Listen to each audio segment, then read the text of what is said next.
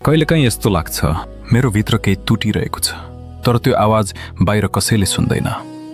केही पीडाहरू हुन्छन् जसलाई शब्दले एक्सप्लेन गर्न सकिँदैन। त्यो आँसुले पनि हलुकाउँदैन। बिस्तारै त्यो पीडा हाम्रो ह्याबिट बन्छ।